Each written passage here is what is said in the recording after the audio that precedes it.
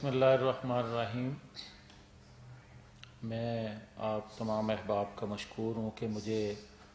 आप बात करने का मौका आपने फ़राहम किया।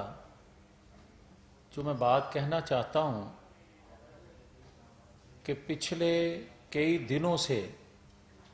सूबाई वज़रा सड़कों पर कारपोरेशन की गाड़ियाँ और पुलिस की गाड़ियां लेकर 15-15, 20-20 लोगों के साथ रोड ब्लॉक कर रहे हैं, टायर जला रहे हैं और जो कुछ सामने आता है गरीब का जला देते हैं। ये एहतजाज वज़रा अपने सूबों में जहां इनकी हुकूमत है किसके लिए कर रहे हैं और क्यों कर रहे हैं, किसको दबाव में लाना चाहते हैं और क्या मुतालबा मनवाना चाहते हैं। बात तो सीधी है कि इलेक्शन से,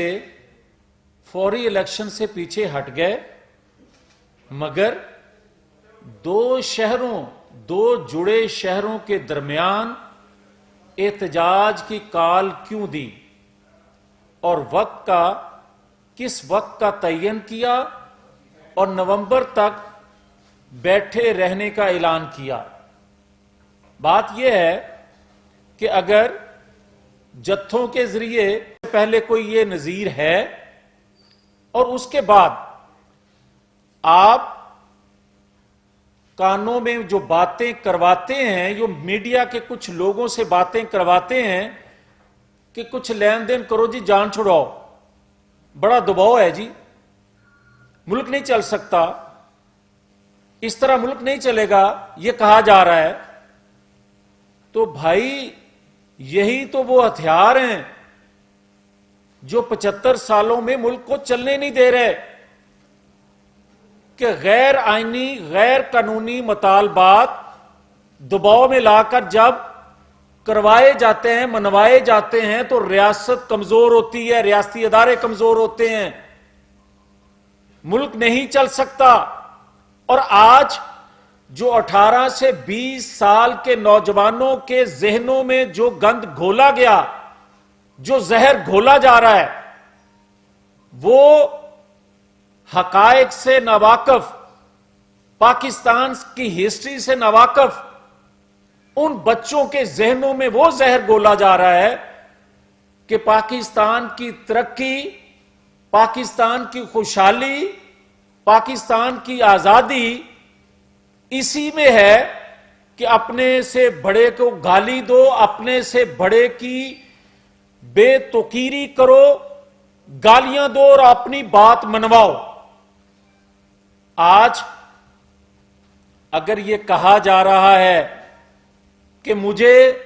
कुछ नाम और भी मेरे जहन में हैं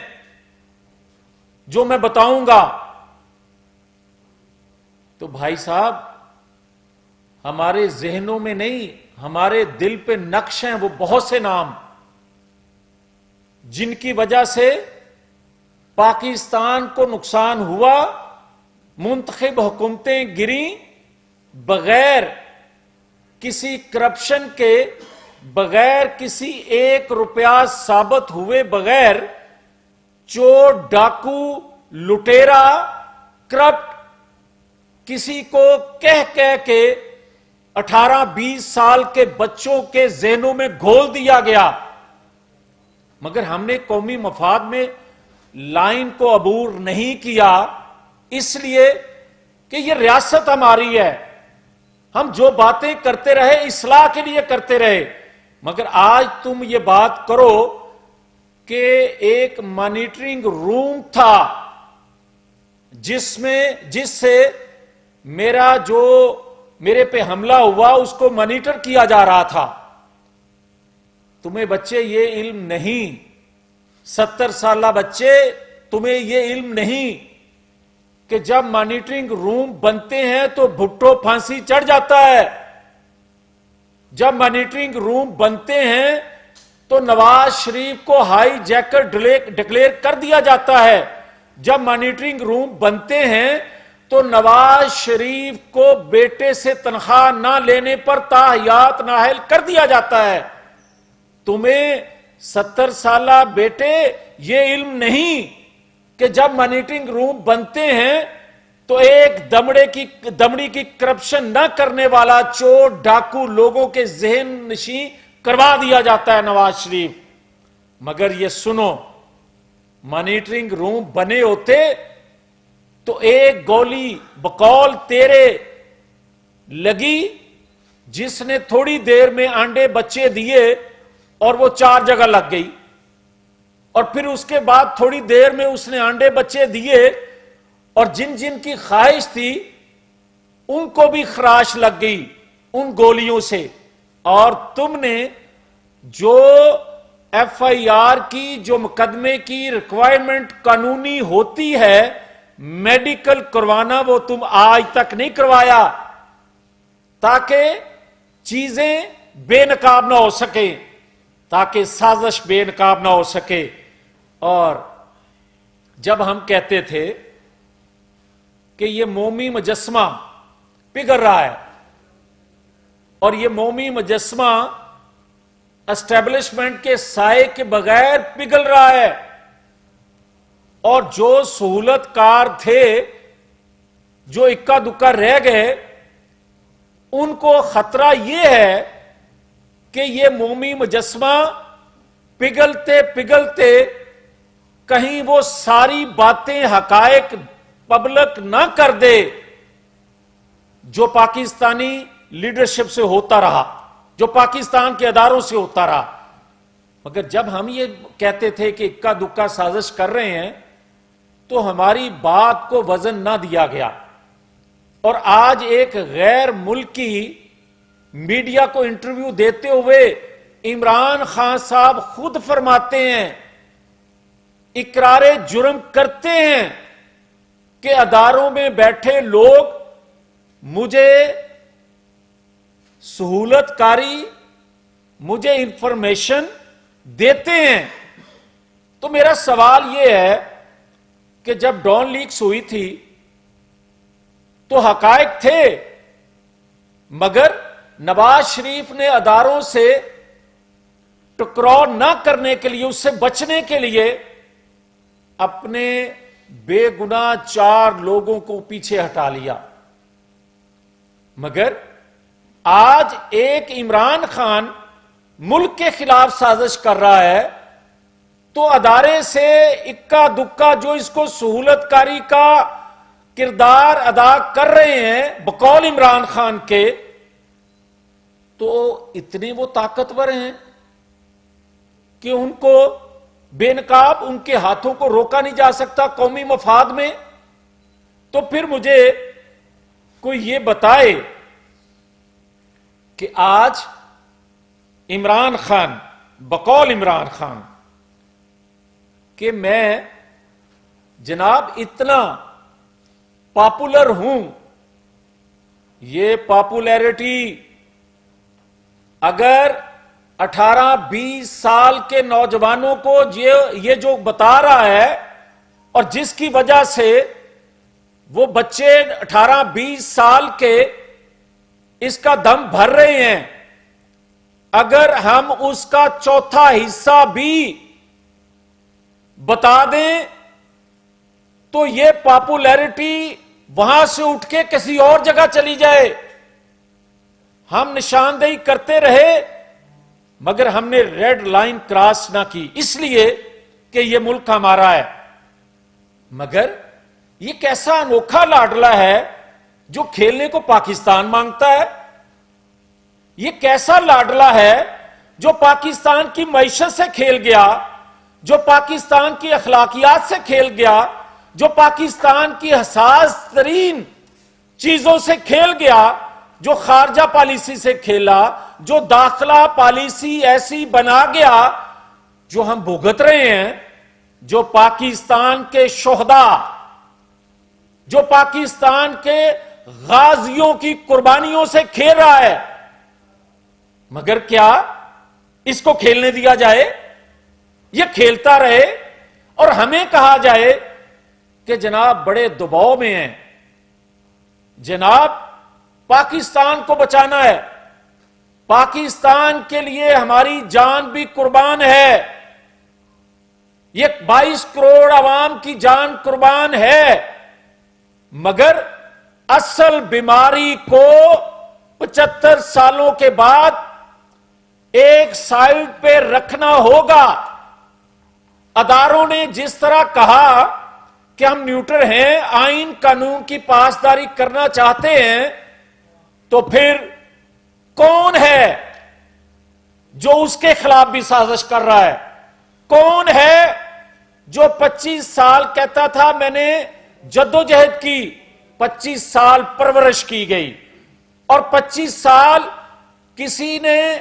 کسی مقصد کے لیے پرورش کی، مگر اس دوران کچھ اور بھی تڑکے لگتے رہے۔ اور جو اس نے بولا پچھلے 4 ماہ میں، کہا کہ پاکستان کا نیوکلیر خطرے میں ہے، اس نے کہا کہ پاکستان پر اگر میں نہیں تو اس سے بہتر ہے بم گر جائے، اس نے کہا کہ پاکستان کے خدا نخواستہ 3 ٹکڑے ہو جائیں۔ تو پھر آج بھی اگر ہم چپ رہیں گے اور یہ بتا دیں 2 صوبوں میں جو کچھ یہ کر رہا ہے بہت برداشت کر لیا، اگر 18ویں ترمیم آئینی حقوق دیتی ہے صوبائی حکومتوں کو، تو 18ویں ترمیم وفاق کو بچانے، ریاست کو بچانے کے لیے بھی گنجائش رکھتی ہے۔ اور یہ نہیں ہو سکتا کہ 15-20 لوگ اٹھیں اور ان کو پولیس کے تحفظ میں روڈ بلاک کرنے کی اجازت بار بار دی جاتی رہے، اور کوئی کہے کہ میں اسلام آباد اور پنڈی کے درمیان بیٹھ کے نومبر تک کسی تقرری کو روکنے یا اپنی خواہش پوری کرنے کے لیے دباؤ بڑھاؤں گا۔ ریاست اتنی کمزور نہیں ہے، حکومت اتنی کمزور نہیں ہے، اور ہم ہر حال میں پاکستان کا ریاستی اداروں کا دفاع کریں گے۔ دنیا میں کہیں ایسا نہیں ہوا کہ ایک دفاعی ادارے کی تقرری کو آپ گلی کوچوں میں ڈسکس کریں، گلی کوچوں میں مذاق بنا دیں، آپ کبھی ایسا نہیں ہوا، نہ ہونے دیں گے پاکستان کے اندر، بہت ہو چکا۔ اور میں یہ بار بار یہ کہہ رہا ہوں کہ اگر ڈان لیگز کے لوگوں کو، بے گناہ لوگوں کو ٹکراؤ سے، اداروں کے ٹکراؤ سے نواز شریف بچنے کے لیے ان کو پیچھے ہٹا سکتا ہے، تو بقول عمران خان کے جو سازش کرنے والے عمران خان کے سہولت کار ہیں، ان کو بھی بے نقاب کیا جائے تاکہ پاکستان کے خلاف ہونے والی سازشوں کو بے نقاب کیا جا سکے اور پاکستان کا امن، چین، اتحاد برقرار رکھا جا سکے۔ تو آخر میں یہ کہوں گا کہ مت سوچے کوئی کہ پاکستان کو کچھ ہو جائے گا۔ پاکستان کسی دباؤ میں کچھ چیزیں قبول نہیں کرے گا غیر آئینی۔ ہم غیر آئینی نہ خود کوئی عمل کریں گے اور نہ کوئی عمل برداشت غیر آئینی کریں گے۔ شکریہ۔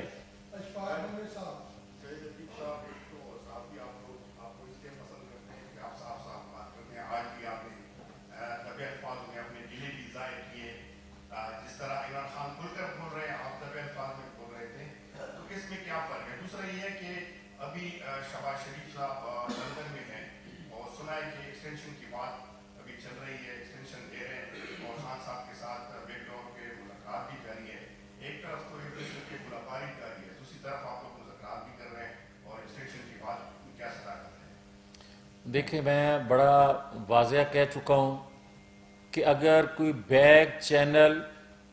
اگر کوئی عارف علوی چینل، اگر کوئی دیگر چینل پاکستان کے اندر غیر آئینی رول ادا کریں گے تو یہ ریاست کا فائدہ نہیں ہے، یہ ریاست کا اسی طرح نقصان کریں گے جس طرح 75 سالوں میں آپ دیکھتے آئے ہیں۔ پاکستان کی بھلائی اسی میں ہے کہ آئین میں رہتے ہوئے آئین آپ کو جو اجازت دیتا ہے اس کے مطابق کام کیا جائے، نہ کہ آپ کسی کے دباؤ میں کسی کے کھیل کا حصہ بنیں۔ دیکھیں، بات سیدھی سی ہے، جو آئین اجازت دیتا ہے اس کے مطابق، کیونکہ یہ میری ڈومین نہیں ہے، میرا اختیار نہیں ہے, یہ جس کا اختیار ہے وہ بہتر جواب دے سکتا ہے, مگر میں ایک بطور پاکستانی, بطور ایک سیاسی ورکر کے یہ کہوں گا کہ جس طرح سینئر کو موقع دیا جاتا ہے یا جس طرح سپریم کورٹ کا ایک بنایا ہے رول, اسی طرح اگر بنے گا تو پاکستان میں عمران خان جیسے لوگوں کو سازش کا موقع نہیں مل سکے گا. آپ نے ابھی ابھی یہ فرمایا ہے کہ سازش ہو رہی ہے اور عمران خان سازش کر رہا ہے, جبکہ کل شیخ رشید نے یہ کہا ہے کہ گورنر راج نافذ کیا جائے سندھ پنجاب میں جو بھی اس نے کہا. تو سوال یہ پیدا ہوتا ہے کہ کیا سیاست, اس سے پہلے بھی کئی دفعہ پوچھا جا چکا ہے کہ کیا ریاست اتنی کمزور ہے کہ وہ ان سازشوں کو گرفتار بھی نہیں کر سکتی؟ تو اس کا میں نے پہلے عرض کیا ہے کہ اگر آپ اس طرح کریں گے کہ آنڈے بچے جو ہیں وہ گولیاں دینا شروع کر دیں اور ایک ٹانگ پہ لگے اور دونوں ٹانگیں زخمی ہو جائیں بقول عمران خان کے, اور وہی آنڈے بچے مزید دیں, اور جس کی خواہش اور ہو کہ خون میرے اندر سے بھی نکلے وہ بھی نکلنا شروع ہو جائے, تو آج تک اس سازش کو بے نقاب نہ کیا جا سکے, بلکہ یہ کہا جائے کہ ایک مانیٹرنگ روم بنا ہوا تھا جو میرے پہ حملہ آور ہونے والوں کو مانیٹر کر رہا تھا. اس سے بڑا ظلم, اس سے بڑی سازش اور کیا ریاست کے خلاف کی جا سکتی ہے کہ آپ انٹرنیشنل میڈیا پہ, انٹرنیشنل میڈیا کے لوگوں کو آپ پاکستان کے خلاف کی جانے والی سازشیں بطور آپ کے خلاف کوئی ایکشن نہ ہو سکے. یہ صاحب یہ بتائیے گا گزشتہ 3 روز سے راستوں کی بندش ہے, موٹر وے بھی بند ہے, فیض آباد بھی بند ہے, اس دوران بہت ساری چیزیں دیکھنے اور اس حملے میں مانیٹرنگ روم قائم نہیں کیا گیا, آپ یہ کہنا چاہتے ہیں؟ میں نے بالکل واضح یہ بات کی ہے کہ اگر مانیٹرنگ روم ہوتے تو وہ نتائج بھی دیکھ لیں, اگر مانیٹرنگ روم نہیں ہے تو گولی بچے دے رہی ہے, میں نے تو یہ کہا ہے. Thank you.